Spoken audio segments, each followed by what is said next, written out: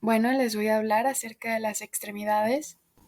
Es importante saber que están las extremidades superiores e inferiores, pero también la cintura escapular y la cintura pélvica forman parte de las extremidades. El desarrollo de las extremidades inicia en la cuarta semana, donde se observan las yemas de las extremidades como evaginaciones de la pared ventrolateral del cuerpo. Bueno, primero van a aparecer las extremidades superiores y entre 1 o 2 días después aparecen las extremidades inferiores. El ectodermo de la parte superficial en el margen distal de la extremidad se va a engrosar formando la cresta ectodérmica apical, la cual va a ser una zona indiferenciada. Esto se debe a que las células que están más alejadas de la cresta van a empezar a diferenciarse, primero en cartílago y en músculo. Entonces se puede ver que el desarrollo de las extremidades se lleva a cabo de la parte proximal a la parte distal. Van a haber tres componentes de crecimiento. El primero va a ser el estilópodo, que va a formar el húmero y el fémur.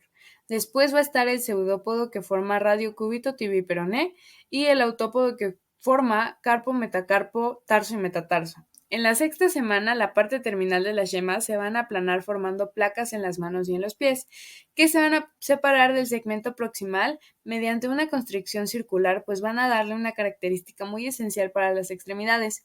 Y más adelante se va a formar una segunda constricción que va a formar las partes principales de las extremidades. Este es un ejemplo de la primera constricción. Y este es un ejemplo de la segunda constricción, en donde podemos ver que ya están mucho más claras las partes principales de la extremidad.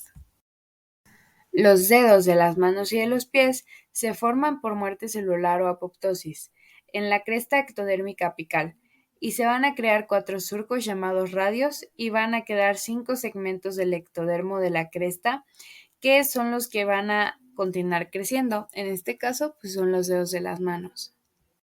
Al mismo tiempo que se está estableciendo esta forma externa, el mesénquima de las yemas se va a estar diferenciando en condrocitos, y para la sexta semana se van a formar los primeros moldes de cartílago hialino que van a presagiar los huesos de las extremidades, y para el final de la sexta semana hasta la octava semana, estos moldes solamente se van a ir diferenciando aún más.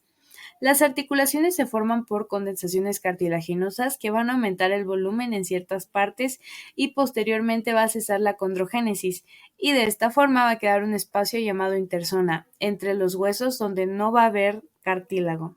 Y además, una vez que cesa la condrogénesis, va a haber muerte celular, en algunos lugares dando lugar a cavidades articulares. En primer lugar, vamos a tener que las células mesenquimatosas que empiezan a condensarse y a diferenciarse en condrocitos que van a formar el molde cartilaginoso del hueso, la osificación del hueso, llamada también osificación endocondrial porque se forma a partir de un molde de cartílago, inicia en la 12ª semana cuando vasos sanguíneos invaden el centro del molde y llevan osteoblastos. De esta forma se va a crear el centro de osificación primario en el centro de la diáfisis, y la osificación va a avanzar hacia los extremos hasta el nacimiento. Cabe resaltar que en el nacimiento la diáfisis va a estar totalmente osificada y la epífisis va a estar aún en cartílago. Después del nacimiento, otros vasos sanguíneos van a invadir la epífisis y van a crear centros de osificación secundarios, y entonces se va a osificar las partes de los extremos del hueso y va a quedar una placa de cartílago entre los dos centros de osificación que se va a llamar placa epificiaria, que queda después de que se osifican los dos centros, y su función es intervenir en el alargamiento de los huesos, y cuando alcance la longitud total, estas placas van a desaparecer y la epífisis se va a unir con la diáfisis. Por último, las articulaciones sinoviales se van a formar por condensaciones mesenquimatosas. En lugar de formarse en cartílago, van a diferenciarse en tejido fibroso denso, al que se va a llamar interzona, y posteriormente este tejido va a formar el cartílago articular de las membranas sinoviales, de los meniscos, de los ligamentos dentro de las cápsulas articulares también. Y la cápsula articular también se origina por células mesenquimatosas que van a rodear esta región de la interzona, y tenemos que recordar que la señal inductora es el gen WNT14.